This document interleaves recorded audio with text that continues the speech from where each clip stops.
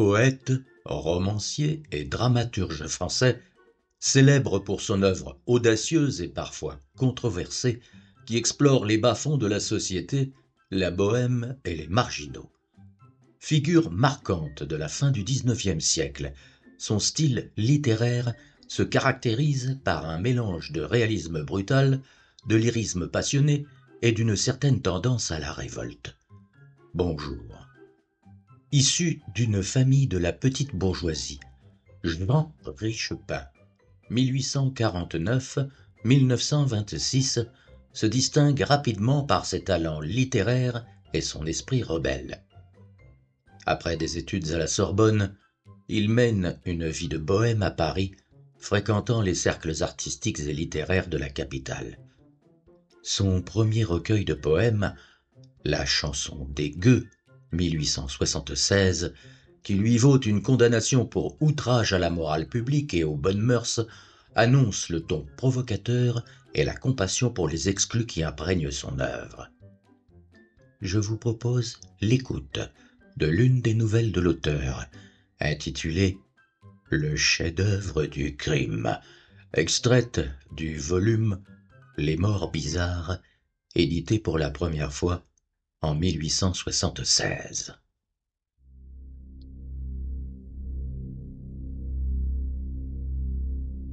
Démons et merveilles, Michael Darjoy.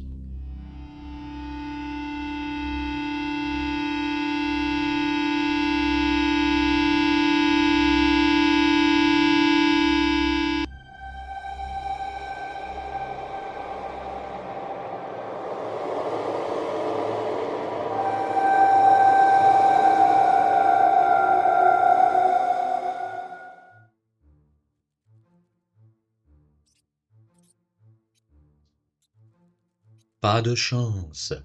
Il avait pour nom de baptême Oscar, pour nom de famille Lapissotte. Il était pauvre, sans talent, et il se croyait un homme de génie. Son premier soin, en entrant dans la vie, fut de prendre un pseudonyme, son second, d'en prendre un autre, et ainsi de suite, pendant 10 ans, il usa tous les vocables de fantaisie qu'il put imaginer pour dépister la curiosité de ses contemporains. Cette curiosité, d'ailleurs, qu'il avait l'air de craindre et qu'il convoitait au contraire de toutes ses forces, ne cherchait guère à percer les ténèbres épaisses de son existence. Sous toutes ces étiquettes d'emprunt, qu'il se fit appeler Jacques de la Mole, Antoine Guirlande, Tilby Bob, Grégorius Amska, qu'il s'affubla de désinences nobles, roturières, étrangères, romantiques ou modernes, il n'en restait pas moins le plus inconnu des plumitifs, le plus obscur des incompris et le plus pauvre des gens de lettres. La gloire ne voulait pas de lui.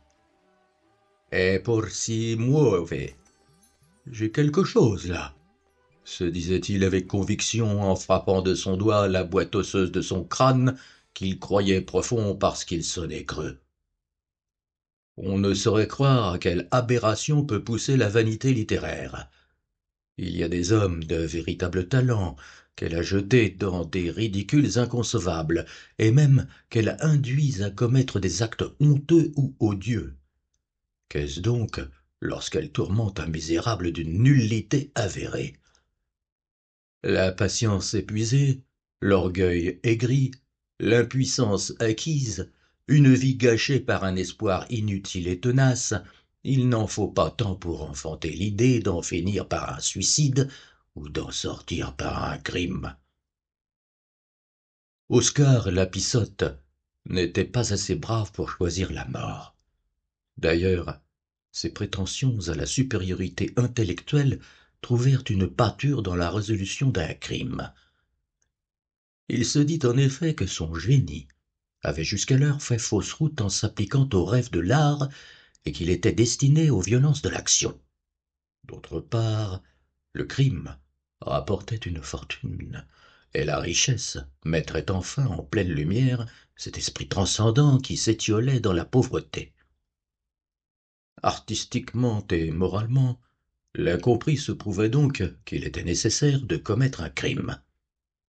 Il le commit, Et, comme si la réalité voulait lui donner raison, pour la première fois de sa vie, il fit un chef-d'œuvre. Environ 10 ans avant le jour où il devint un scélérat, Oscar Lapissotte avait demeuré au 6e étage dans une maison de la rue Saint-Denis. Perdu au milieu d'une trentaine de locataires, connu seulement sous un de ses nombreux pseudonymes, il avait été l'amant d'une vieille bonne bavarde qui lui racontait toutes ses petites affaires. Elle servait une veuve, fort âgée, malade et extrêmement riche. Il n'était d'ailleurs resté dans cette maison qu'un mois à peine.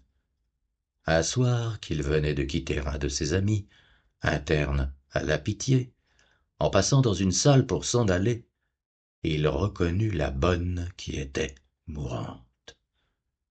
Elle lui dit qu'elle n'était plus chez la veuve depuis 3 semaines seulement, qu'on l'avait remplacée pour le moment par une femme de ménage, que sa maîtresse était trop infirme pour venir la visiter, et que c'était bien désolant. « Je comprends cela, » dit Oscar. « Vous voudriez la voir, n'est-ce pas ? » ?»« Oh, ce n'est pas pour cela.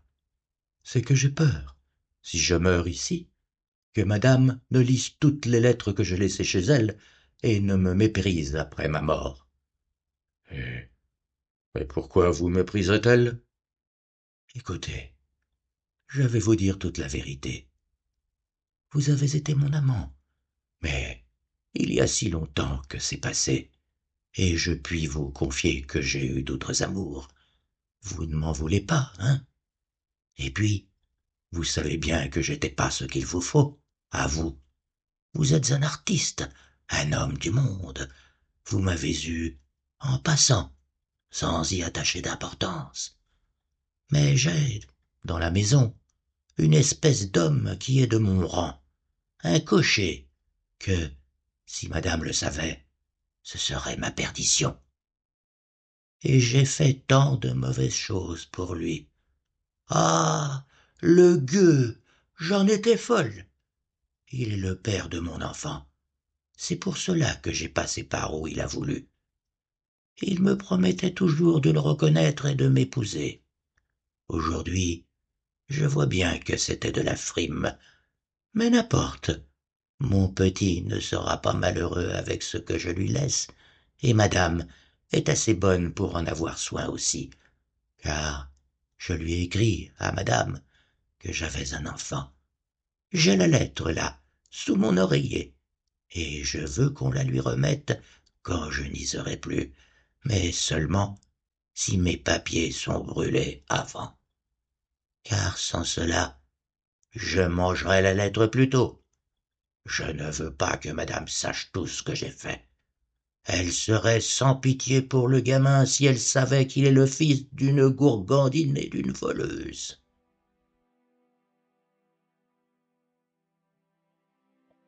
« Voyons, ma chère amie, » dit brusquement Oscar, « expliquez-moi mieux votre situation. Vous parlez trop vite, vous embrouillez tout, et il faut me mettre au courant nettement si vous voulez que je vous rende un service. Je ne demande pas mieux si c'est possible, mais j'ai besoin de bien comprendre. » À ce moment, Oscar Lapissotte ne songeait nullement au crime. Il se laissait simplement aller à sa curiosité d'homme de lettres, flairait un roman et se préparait de la copie. « Eh bien, » reprit la bonne, « voici ce que c'est. Je vais tâcher d'être clair. Je suis tombé malade tout d'un coup, d'une attaque d'apoplexie dans la rue, et on m'a amené à l'hôpital. Madame m'y a laissé, parce qu'on ne pouvait pas me transporter d'ici. Je lui ai écrit, et elle m'a répondu. Sa femme de ménage est venue de sa part. Mais ni à madame, ni à la femme de ménage, je n'ai pu parler de ce qui me tourmente. J'ai un paquet de lettres du cocher, vous savez bien, du père. Dans les lettres, il y a tout plein de vilaines choses, des vols qu'il me conseille et des remerciements qu'il m'envoyait quand je les avais commis. Car j'ai volé, oui, j'ai volé pour lui. Volé Ma maîtresse. J'aurais dû les brûler, ces lettres maudites, mais il y avait aussi dedans des mamours et des promesses de mariage et des assurances qu'il reconnaîtrait le petit. Alors, je les gardai. Un jour, le vaurien m'a menacé de me les prendre pour me compromettre. Je lui refusai de l'argent, et il m'a laissé comprendre qu'une fois maître des papiers, il ferait de moi tout ce qu'il voudrait. J'ai eu diablement peur. Tout de même, je n'ai pas voulu me séparer des lettres. Pour les mettre en sûreté, j'ai demandé à madame de lui confier des papiers de famille auxquels je tenais beaucoup, et j'ai ainsi fourré mes lettres dans son secrétaire. Madame m'a donné un tiroir pour moi, avec la clé. Je sais bien que je pourrais lui faire dire que j'ai besoin de mes papiers, mais je me méfie de la femme de ménage qui me les apporterait. À des mots qu'elle m'a lâchés, je crois bien deviner qu'elle a aussi le cocher maintenant. C'est un enjôleur, je vous dis, et s'il l'enjôle, c'est pour avoir le paquet dont il connaît la cachette. Alors, vous comprenez mon embarras.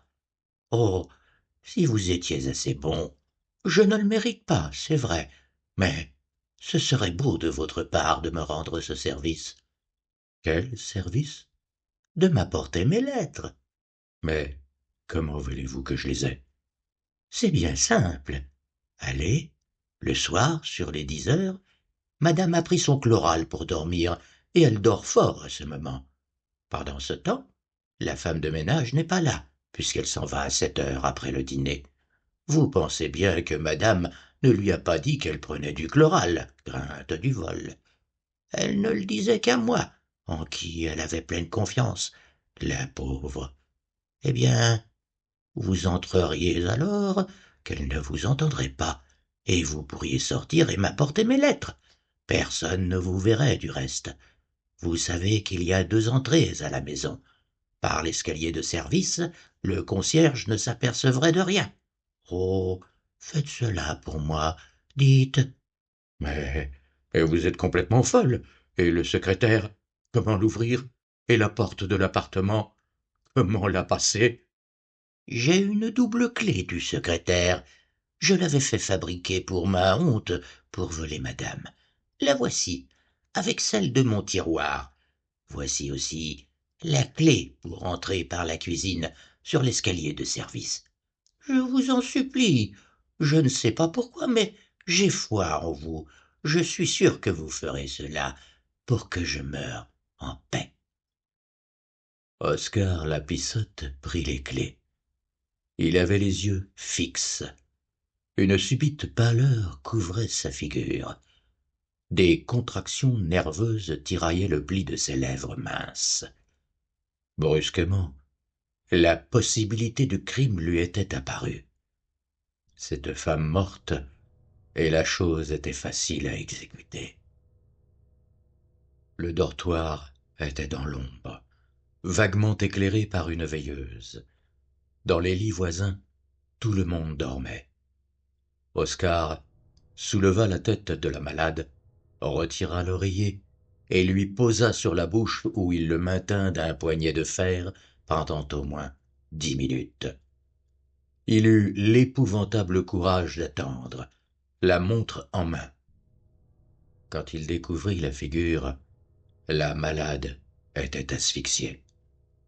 Elle n'avait pu faire un mouvement ni pousser un cri. Elle semblait avoir succombé à un coup de sang. Il replaça l'oreiller sous la tête, ramena les couvertures sous le menton. Le cadavre avait l'air de dormir. Le lit de la bonne étant assez près de la porte, l'assassin sortit sans bruit. Il enfila le corridor des internes, passa par une poterne de la rue de la Pitié et se trouva dehors sans avoir été vu. Il était 9h20. Sans perdre de temps, tout à la fièvre de l'exécution, le misérable partit à grands pas pour la rue Saint-Denis. Il entra dans la maison avant 10 heures. En route, il avait mûri tout son plan. Il pénétra d'abord dans l'écurie, où devaient être les affaires du cocher. Il y prit une cravate, en déchira un petit lambeau et mit ce lambeau dans sa poche. Puis, il monta par l'escalier de service 4 à 4. C'était au premier, et on pouvait enjamber les 18 marches sans risquer d'être aperçu. Il ouvrit la porte, entra sans bruit, arriva dans la chambre à coucher, et d'un coup, étrangla la vieille femme qui dormait. Là encore, il eut le sang-froid de tenir la gorge serrée pendant un bon quart d'heure. Il ouvrit ensuite le secrétaire.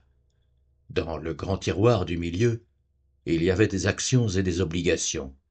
Dans le tiroir de gauche, des billets de banque. Dans celui de droite, des rouleaux de louis. Il fit un tri des titres au porteur et laissa les autres. En tout, titres, or et billets, il y avait 140 000 francs dont il bourra ses poches. Il s'occupa ensuite des lettres. Il les trouva facilement dans le petit coin, en haut, où la bonne lui avait dit qu'elles étaient. Il les brûla dans la cheminée, mais en ayant soin de laisser intacts les morceaux les plus compromettants pour la bonne et le cocher. Quelques-uns seulement, bien choisis, suffisaient pour reconstituer toute l'histoire de l'enfant, des provocations au vol et des vols commis. Il les mit en évidence, près du garde-feu, admirablement arrangés pour faire croire qu'on les avait brûlés à la hâte et qu'on était parti avant qu'ils fussent complètement consumés. Il chiffonna et déchira le lambeau de cravate dans la main droite, fermée et crispée de la morte. Il sortit alors, fila comme un éclair jusqu'à la rue, et se mit immédiatement à marcher avec le pas tranquille et distrait d'un rêveur. Décidément, Oscar Lapissotte ne s'était pas trompé en se croyant un homme de génie. Il avait le génie du crime et avait travaillé de main de maître. Un crime, en effet, n'est véritablement un chef-d'œuvre que si l'auteur reste impuni. D'autre part, l'impunité n'est complète que si la justice condamne un faux coupable. Oscar Lapissotte eut l'impunité complète. La justice n'hésita pas un seul instant pour trouver l'assassin. Évidemment, c'était le cocher. Les fragments des lettres étaient des indices infaillibles. Quel autre que le cocher, amant de la bonne, pouvait connaître si bien les choses favorables au crime? Quel autre pouvait avoir les clés? N'avait-il pas commencé par voler la veuve de concert avec la bonne? N'était-il pas logique qu'il eût franchi le pas qui sépare le vol de l'assassinat? D'ailleurs, le bout de cravate accusateur parlait clairement. Pour comble de malheur, le cocher avait de mauvais antécédents. Comme dernière circonstance accablante, il ne put justifier de l'emploi de son temps à l'heure fatale. Il eut beau nier, protester de son innocence, tout était contre lui, rien ne plaidait en sa faveur. Il fut jugé, condamné à mort, exécuté, et les juges, les jurés, l'avocat, les journaux, le public s'accordèrent pour avoir la conscience tranquille à cet endroit. Il ne resta qu'un point obscur dans son affaire. C'est la fortune qu'on ne put retrouver. On pensa que le coquin l'avait cachée en lieu sûr, mais personne ne douta qu'il ne l'eût volée. En somme, si jamais criminel fut reconnu coupable de son crime, c'était bien celui-là. On dit que la conscience d'une bonne action donne une paix profonde, mais peu de gens ont eu la hardiesse de dire que l'impunité d'une mauvaise action procure aussi sa félicité. Barbet d'Aurevilly, parmi ces admirables diaboliques, n'a pas craint d'écrire une nouvelle intitulée « Le bonheur dans le crime », et il a eu raison, car les scélérats connaissent la sérénité.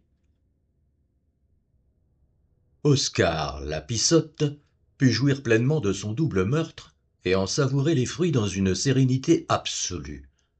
Il n'éprouva ni remords ni terreur. La seule chose troublante qu'il ressentit et qui s'accrut peu à peu fut un orgueil immense. Orgueil d'artiste surtout, Ce qui lui fit oublier toute considération morale, c'est précisément la perfection de son œuvre et le sentiment qu'il avait de s'être montré vraiment impeccable. Or, en cela seulement, sa soif de supériorité trouva de quoi s'abreuver jusqu'à l'ivresse. Dans tout le reste, il restait un homme médiocre, obscur, justement inconnu. Il avait beau profiter de sa fortune nouvelle pour forcer la porte des journaux et des revues, il avait beau fêter la critique, il ne pouvait se faire écouter du public. Ses vers, sa prose, ses essais de théâtre étaient marqués au coin de la nullité. Les gens du métier connaissaient un peu Anatole Desroses, l'homme de lettres amateur qui avait plus de rente que de talent, mais les lecteurs se moquaient de ses rentes et tout le monde s'accordait pour lui refuser même le plus petit brin de talent. Il était dûment convaincu d'impuissance. Et pourtant, se disait-il parfois, avec un éclair dans les yeux, pourtant, si je voulais, si je racontais mon chef-d'œuvre, car j'ai fait un chef-d'œuvre, et il n'y a pas doute pour celui-là. Anatole Desroses est peut-être un crétin, soit, mais Oscar Lapissotte est un homme de génie. C'est tout de même épouvantable à penser qu'une chose aussi bien machinée, aussi puissamment conçue, aussi vigoureusement exécutée, aussi complètement réussie, restera éternellement inconnue. Ah, ce jour-là, j'ai eu l'inspiration, la vraie, celle qui fait faire les choses parfaites. Mon Dieu, l'abbé Prévost a barbouillé plus de 100 romans détestables et n'a écrit qu'une Manon Lescaut. Bernardin de Saint-Pierre ne laissera que Paul et Virginie. Il y a beaucoup de ces génies singuliers qui ne produisent qu'une œuvre. Mais aussi, quelle œuvre! Cela reste comme un monument dans une littérature. Moi, je suis de cette famille d'esprit. Je n'ai fait qu'une belle chose. Pourquoi l'ai-je vécue au lieu de l'écrire? Si je l'avais écrite, je serais célèbre. Je n'aurais qu'un conte à montrer, mais tout le monde voudrait le lire, car il serait unique dans son genre. J'ai fait le chef-d'œuvre du crime. Cette idée devint à la longue une obsession. Pendant 10 ans, il lutta contre elle. Il se laissa dévorer, d'abord par le regret de n'avoir pas fait le rêve à la place de l'action, puis par le désir de raconter l'action comme un rêve. Ce qui le hantait, ce n'était pas le démon de la perversité, cette puissance singulière qui pousse les personnages d'Edgar Poe à crier leurs secrets. C'était seulement une préoccupation littéraire, le besoin de renommée, le prurite de la gloire. Comme un subtil conseiller qui réfute une à une les objections et qui fait valoir les arguments captieux, son idée fixe le poursuivait de 1000 raisonnements. Pourquoi n'écrirais-tu pas la vérité? Que crains-tu? Anatole Desroses est à l'abri de la justice. Le crime est vieux. Pour tout le monde, il est oublié. L'auteur en est connu. Il est mort et enterré avec sa tête entre les jambes. Tu auras l'air d'avoir arrangé artistiquement une ancienne histoire judiciaire.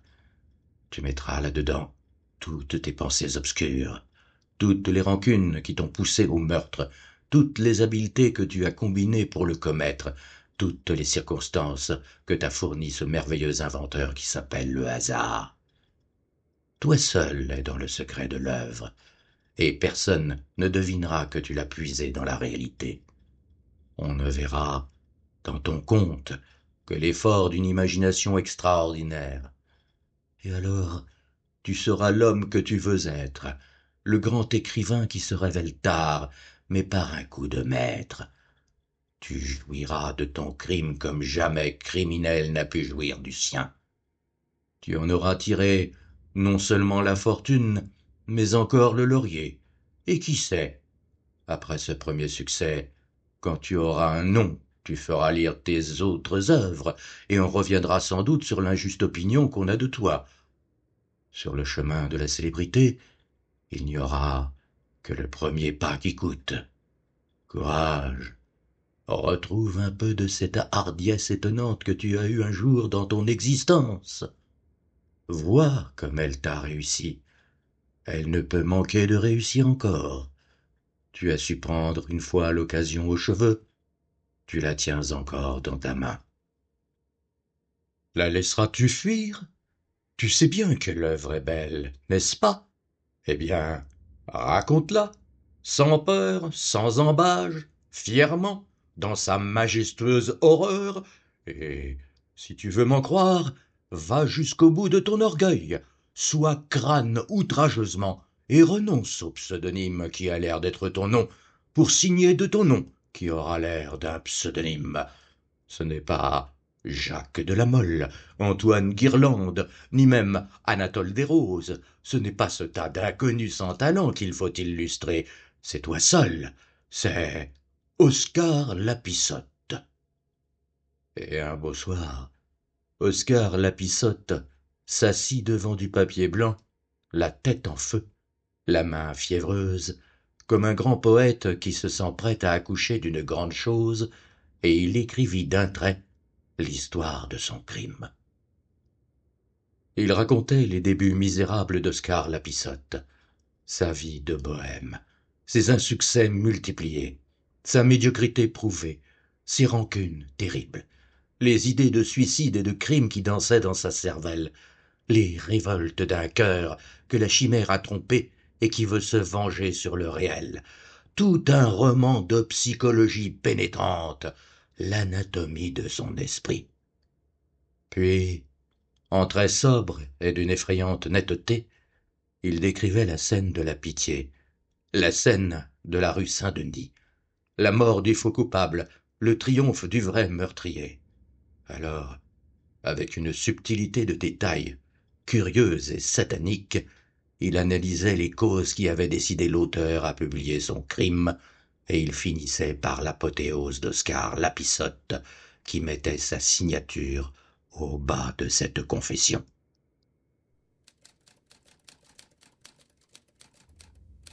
Le chef-d'œuvre du crime parut dans la revue des Deux Mondes et eut un succès prodigieux. On en peut avoir une idée par les quelques extraits suivants des articles de critique qui saluèrent son apparition. Tout le monde sait que sous le pseudonyme d'Oscar Lapissotte, un nom d'une fantaisie peut-être un peu trop gauloise, se cache un auteur qui se plaît à ces sortes de déguisements, Monsieur Anatole Desroses. Après avoir longtemps gaspillé son talent dans le petit journalisme, Monsieur Anatole Desroses vient de nous donner sa vraie mesure. La nouvelle est tirée d'un drame judiciaire qui s'est passé il y a environ 10 ans, rue Saint-Denis. Mais l'imagination du romancier a su transformer un vulgaire assassinat en une œuvre étonnante de combinaison. Le pauvre Gaboriau lui-même n'aurait pas trouvé les complications qu'a inventé Monsieur Anatole Desroses. Nous donnerons le chef-d'œuvre du crime dans notre numéro double de dimanche prochain. Philippe Gilles, Figaro. Pendant que je parle de la poule au riz, je dois dire un mot de la chair de poule que m'a donné le chef-d'œuvre du crime. Il y a, dans l'analyse des sentiments, une pointe de métaphysique qui me gâte un peu la fantaisie vraiment extraordinaire du récit. Mais quel est le livre sans défaut? La bizarrerie même de ces détails subtils est comme un ragoût agréable. Grimaud de la Reynière et Rétif de la Bretonne ont de ces obscurités amusantes. Monsieur Anatole Desroses est de leur famille. Il a écrit comme eux un fatras de choses inconnues, parmi lesquelles 50 pages tout à fait remarquables. Il sera le plus célèbre parmi les oubliés et les dédaignés de notre temps. Charles Monselet, Événement. L'auteur de cette nouvelle n'est pas un lyrique comme nous l'entendons, mais ce n'est pas non plus un réaliste. Son génie fantastique a les ailes de l'Aude. Toutefois, il faut bien avouer qu'Anatole Desroses est plutôt un nourrisson des Eumides, des chiennes sanglantes qui aboient sur les traces d'Oreste, meurtrier de la grande Clytemnestra qu'un nourrisson de Grâce à la belle gorge. Mais qu'importe le terrain, pourvu qu'on y voie croître le laurier. Théophile de Bainville, National. Pas de remords, c'est bien là le crime d'un athée. Si un rayon de foi chrétienne traversait ces ténèbres, M. Anatole Desroses pourrait passer pour le Dante de l'enfer moderne. Il n'en est que le dysdérie. Mais c'est de la photographie en couleur. Il a la touche, il écrit. Il va même jusqu'à savoir analyser. Il sondera peut-être les reins de sa génération, qui les a bien malades. Louis Veuillot, Univers. Chef-d'œuvre, en effet, ce chef-d'œuvre du crime, et pas si crime, car cette plume a des éclairs d'épée et des tranchants de scalpel. Elle pousse des bottes terribles à la sérénité du crime et la découpe en anatomie, bien qu'elle lui tisse une auréole de moulinet flamboyant. On y voit plus clair, voilà tout. C'est la clarté sulfureuse que jette l'œil du diable. D'ailleurs, et c'est aussi le doigt du diable que ce doigt enragé de M. Anatole Desroses, troussant la robe du crime en montrant le cœur humain sans feuilles de vigne. Il me plaît, ce M. Anatole Desroses, qui aurait dû s'appeler des épines ou des orties. Il me plaît comme un vice. Barbet de Revilly, constitutionnel. Sarcey fit sur le chef-d'œuvre du crime une conférence au boulevard des Capucines. Il établit des comparaisons avec Hoffmann et Edgar Poe, toucha 2 mots de l'art dramatique à propos des préparations psychologiques qui amenaient des scènes de meurtre, fit une digression sur le genre de vaudeville, une autre sur l'école normale, une 3e sur l'essence de la digression, et finalement appela l'auteur à un quart de génie tout en lui tapant familièrement sur le ventre. En somme, il y eut un concert d'éloges, à part les criailleries indispensables des envieux, des sots, des prud'hommes et autres menus vairons du journalisme. Toutefois, dans tous les articles, même les plus flatteurs, 2 choses se retrouvaient qui irritèrent beaucoup Oscar Lapissotte. La première, c'est qu'on s'obstinait à prendre son vrai nom pour un pseudonyme et à l'appeler Anatole Desroses. La seconde, c'est qu'on parlait trop de son imagination et qu'on ne faisait pas assez ressortir la vraisemblance de son récit. Ces 2 desiderata le tourmentèrent à tel point qu'il en oublia tout le bonheur de sa gloire naissante. Les artistes sont ainsi faits que, même quand la critique les couche sur un lit de rose, ils souffrent si quelque feuille fait le moindre pli. Aussi, un beau jour, comme un quidam félicitait le grand homme qui avait écrit le chef-d'œuvre du crime et lui donnait de l'encensoir par le nez à tour de bras, le grand homme lui répondit à brûle-pourpoint « Eh, monsieur, vous me félicitez bien autrement, si vous saviez le fin mot des choses. Ma nouvelle n'est pas un roman, elle est arrivée. Le crime a été commis tel que je l'ai raconté, et c'est moi qui l'ai commis. Je m'appelle de mon vrai nom Oscar Lapissotte. » Il disait cela froidement, avec un grand air de conviction, détachant bien ses phrases comme quelqu'un qui veut être cru. « Ah, charmant, charmant !»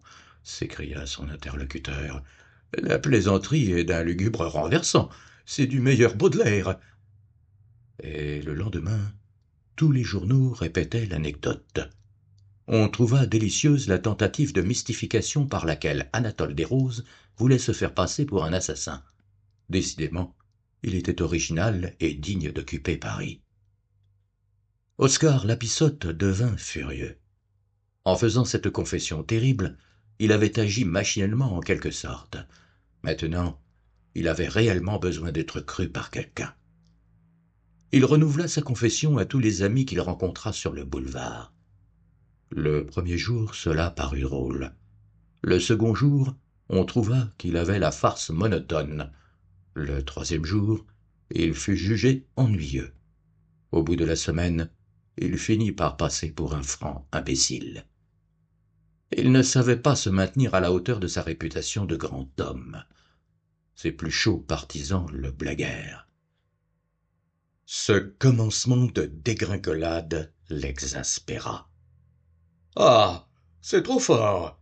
dit-il aux incrédules en plein café. « Ainsi, personne ne veut ajouter foi à ce qui est l'exacte vérité.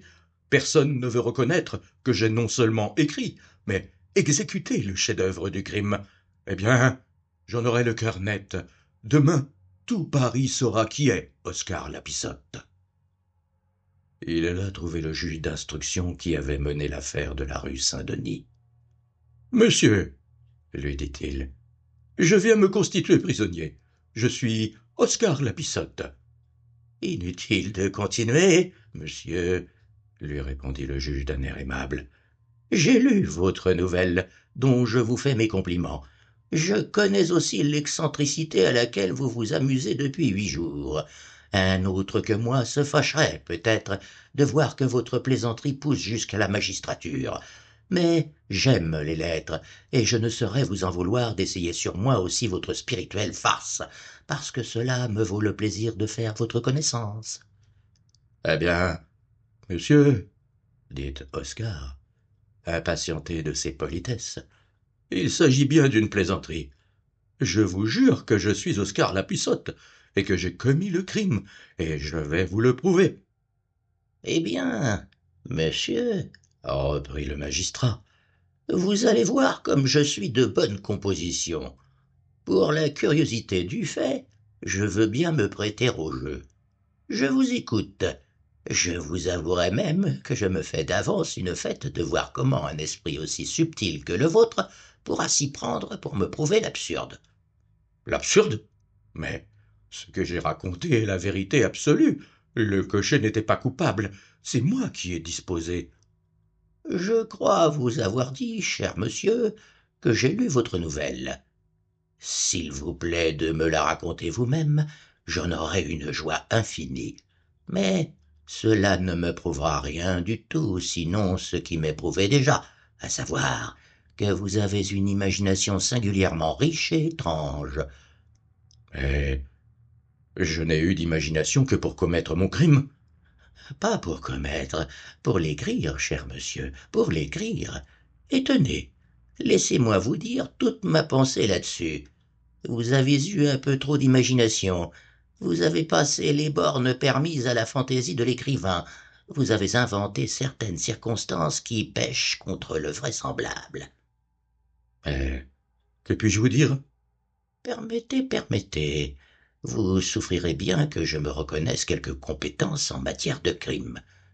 Eh bien, je vous assure, la main sur la conscience, que votre crime n'est pas combiné naturellement.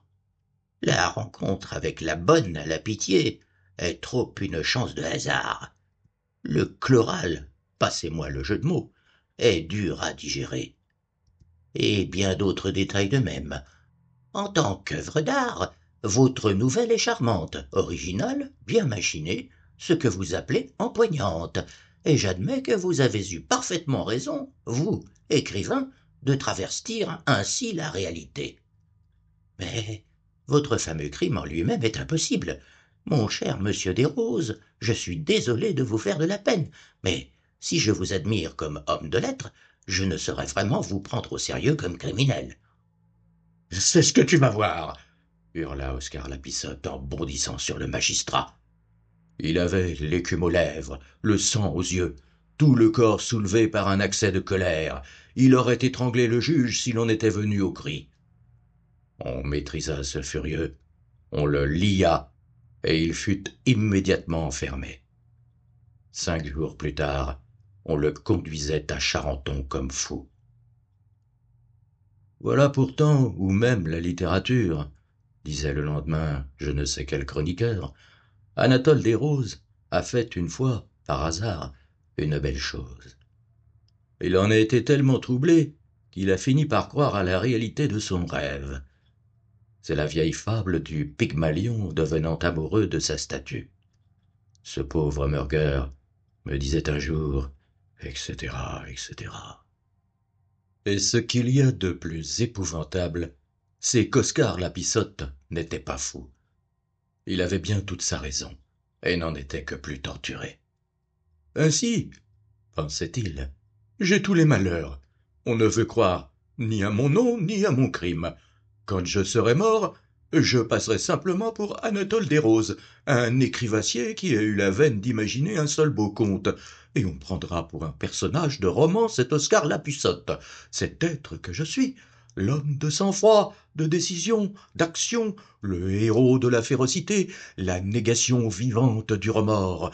Oh, qu'on me guillotine, mais qu'on sache la vérité, ne fût-ce qu'une minute, avant de fourrer mon cou dans la lunette, ne fût-ce qu'une seconde, pendant que le couperet tombera, ne fût-ce que le temps d'un éclair. Je veux avoir la certitude de ma gloire et la vision de mon immortalité. On traitait cette exaltation par les douches. Enfin, à force de vivre dans son idée fixe et dans la compagnie des fous, il devint fou lui-même. C'est justement alors qu'on le renvoya en le déclarant guéri. Oscar Lapuçotte avait fini par croire qu'il était bien Anatole Desroses et qu'il n'avait jamais assassiné. Il est mort avec la conviction d'avoir rêvé son œuvre et de ne pas l'avoir faite.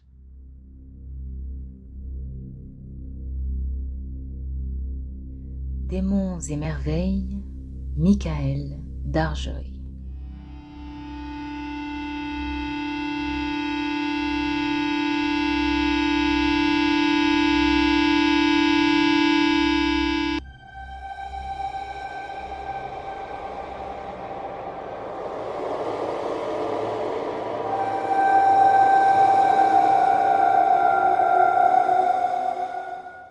Je vous ai proposé Le chef-d'œuvre du crime, une nouvelle de Jean Richepin, extraite du recueil Les morts bizarres, édité en 1876. Il est à noter que ce texte a été traduit en américain et publié dans le magazine World Tales en 1936. À bientôt.